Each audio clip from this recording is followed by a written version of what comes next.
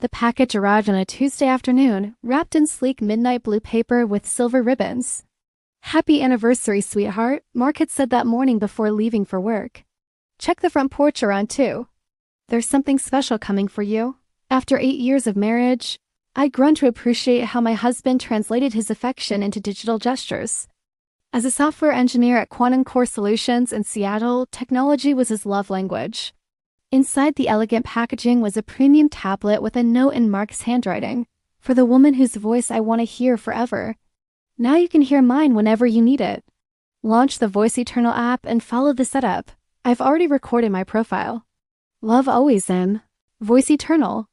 I'd seen the advertisements, the newest frontier in AI voice synthesis technology, marketed as the ultimate romantic gesture for the modern age. The company promised to capture the exact vocal essence of a loved one and allow you to generate personalized messages in their voice whenever you wanted.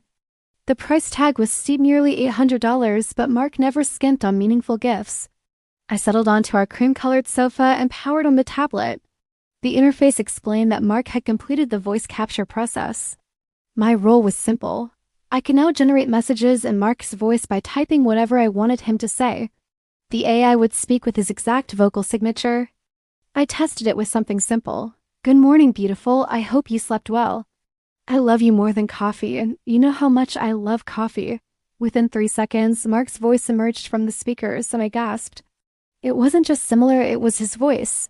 The slightly raspy quality, the way he emphasized certain words, even the tiny pause before saying, "I love you." It was perfect, uncannily, almost disturbingly perfect. As evening approached, I explored the app's features and noticed a folder, user-created drafts. Inside was a single audio file from 3 days ago, labeled practice_message_01. I almost didn't listen, thinking it was just Mark testing the system. But something made me tap play. The first words made my blood run cold. "Hey Liz, I've been thinking about our conversation last night, and I just wanted you to know that you're absolutely right. We can't keep living in this limbo. Sarah suspects something, I can feel it, and honestly, I'm tired of hiding. Tired of pretending that what we have isn't real." My hands started shaking. I know I said I needed more time, but watching Sarah open that stupid anniversary gift today, the VoiceEternal thing I told you about, it just made everything crystal clear. She's going to love it, of course, but here's the thing, Liz. While I was recording my voice profile, all I could think about was you. I couldn't breathe. I'm going to tell her this weekend. I've already started looking at apartments closer to your place in Capitol Hill. I'm thinking after our anniversary dinner on Saturday seems fitting in a twisted way. 8 years of a marriage that's been on autopilot versus 8 months with you that have felt more alive than my entire adult life. The message continued for 3 more minutes, Mark detailing plans to leave me, expressing love for someone named Liz, making promises about a future I didn't know existed. When it ended, I sat in complete silence. I heard his car pull into the driveway, his cheerful voice calling out, "Honey, I'm home. Did you get your surprise?" I looked at the tablet displaying the message he decreated for someone else using technology he dewrapped as a symbol of our love. "Yeah," I whispered. "I got it." Mark appeared in the doorway, his face lit with anticipation. "Well, what do you think?" I looked at my husband and realized I didn't know him at all. "It's incredibly realistic," I managed. "Almost too realistic. I didn't sleep that night. Every time I closed my eyes, I heard that message. Mark's voice declaring love for someone else while discussing our marriage as end like a software update he'd been planning to install.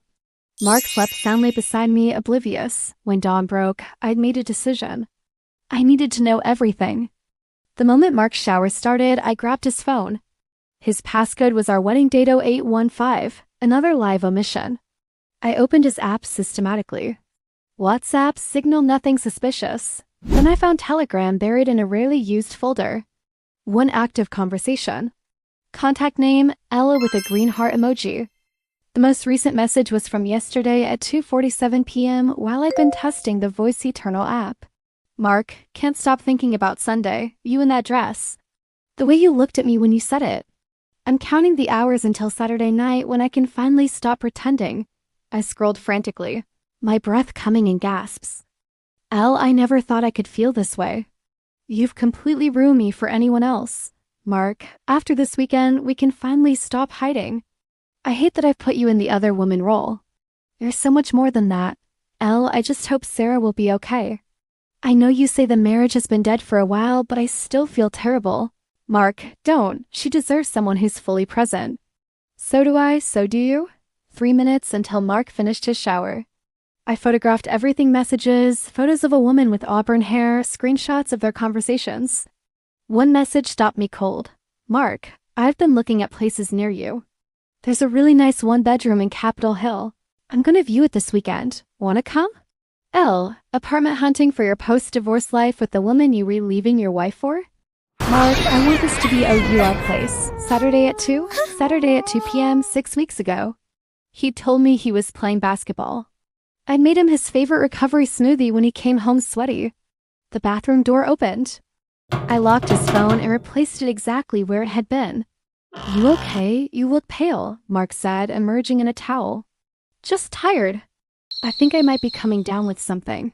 After he left for work, I sat on our bed and looked at the photos I'd taken. There she was, Liz, younger than me, pretty effortless.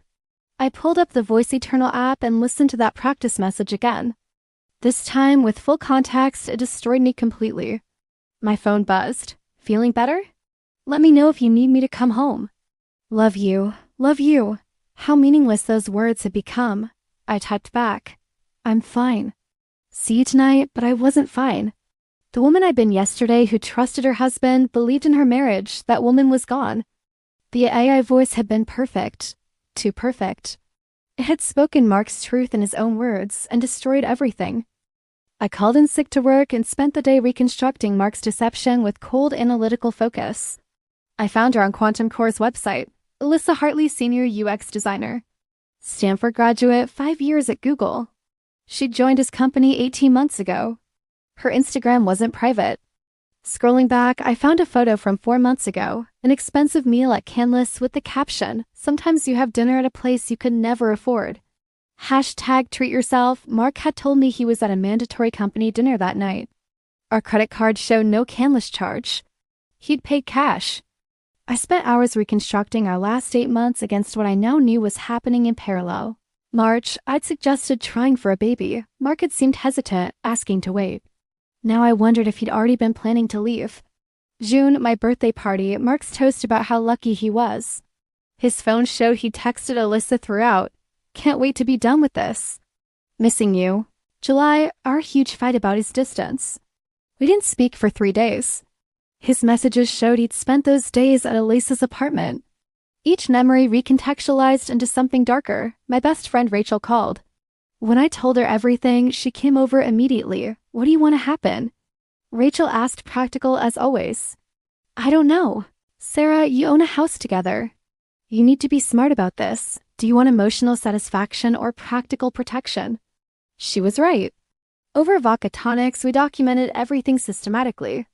Rachel helped me export bank statements, save photos, highlight charges that didn't match his whereabouts. Thursday afternoon, I met with divorce attorney Victoria Chen. Washington was a no-fault community property state. We'd split everything. You have advantages, Victoria said. You discovered the affair first. You have evidence. He's been planning this secretly that shows premeditation. He'll want this quick and quiet. You can use that? Friday morning, I made an insane decision. I was going to meet Alyssa Hartley. I found her at Psycha's Coffee at 12:30, exactly where Mark's messages said she'd be. Alyssa Hartley? I approached her corner table. She looked up, confused. Yes? My name is Sarah Chen. I'm Mark's wife. The color drained from her face. I'm not here to make a scene, I said calmly. I just want to talk. 5 minutes. She gestured shakily to the empty chair. Did he tell you our marriage was already over? I asked. She nodded. He said you were basically roommates. That you'd grown apart. That's interesting because we were actively discussing trying for a baby when your relationship started. Shock crossed her face. He told me you didn't want children, Alyssa said slowly. I'm an elementary school teacher. I've wanted to be a mother since I was a child. Did he tell you he's planning to end our marriage tomorrow night, after our anniversary dinner? He said this weekend. He didn't mention the anniversary. The VoiceEternal app, did he tell you he gave me that? He accidentally saved a practice message meant for you. That's how I found out. Alyssa looked sick. I didn't know. I stood to leave. If he'll lie to me about you, he'll lie to you about me. And if he'll cheat with you, he'll eventually cheat on you. That's not we're different. That's exactly what I thought, I said. 8 years ago, when he promised forever, walking to my car, I felt something shift. Not closure, but power, clarity. That evening, Rachel arrived with suitcases. I'm staying with you this weekend. You're not going through tomorrow alone. Later, I received a text from an unknown number. This is Alyssa. Mark called panicking after you left. He asked me to tell him what you said. I told him to go to hell. You deserved better than both of us, I responded. Thank you for telling me. I hope you find someone who's actually available. Then I blocked her number. Mark came home stressed. Sorry, work ran long. Just thinking about tomorrow, I said truthfully. It's going to be a night to remember, he said. Yes, I agreed. It definitely will be. That night, as Mark slept, I realized tomorrow he would try to control the narrative one last time. But I would be ready. The walrus and the carpenter was beautiful dim lighting, elegant ambience. Mark wore his good suit and looked nervous, barely touching his food. Halfway through our entrees, he finally spoke. Sarah, there's something I need to talk to you about. I set down my fork. I know. His face went pale. What? I know about Elisa. I've known since Tuesday. The VoiceEternal app? You left a practice message on it. One meant for her. I watched him cycle through shock, panic, resignation. How much do you know? Everything? I've read your messages, met with a divorce attorney, even had coffee with Alyssa yesterday. You did what? I needed to understand. You were going to say you want a divorce. You've had 8 months to prepare. So say it. For the first time in years, I saw him clearly, a man who'd chosen comfort over courage, deception over honesty. I'm sorry, he finally said. I never wanted to hurt you. But you did. Every day for 8 months. Every lie about where you were. The marriage was already over. You don't get to rewrite history to make yourself feel better. I was here, trying. You checked out. What happens now? Now you move out, this week. I've changed the locks. We'll sell the house and split everything. My attorney will contact yours Monday. You already have an attorney? I had 3 days to prepare, Mark. I used them well. He looked at me like he'd never seen me before. I stood, placing my napkin on the table. Happy anniversary, Mark. I hope the voice synthesis technology was worth $800, because it cost you a lot more than that. I left him with the bill and the ruins of his plans. 6 months later, I'm rebuilding. Small apartment in Fremont, cautiously dating again. Mark and Alyssa broke up 3 months after our divorce. He's dating someone new from his company. Some patterns never change, but I've changed. I'm warier, more careful with trust. I've also become an advocate about AI voice technology's implications in relationships. We're creating tools that preserve love, but they can equally expose lies. Technology that captures human connection, voice, tone, emotion can reveal truths we never intended to share. The VoiceEternal app did exactly what it promised. It gave me Mark's voice forever, just more truth than either of us bargained for. So this is my warning, be careful what you feed these systems. AI doesn't distinguish between words meant for one person versus another. It just speaks the truth you've given it, in the voice you've trained it to use. And sometimes that truth changes everything. See you in the next video.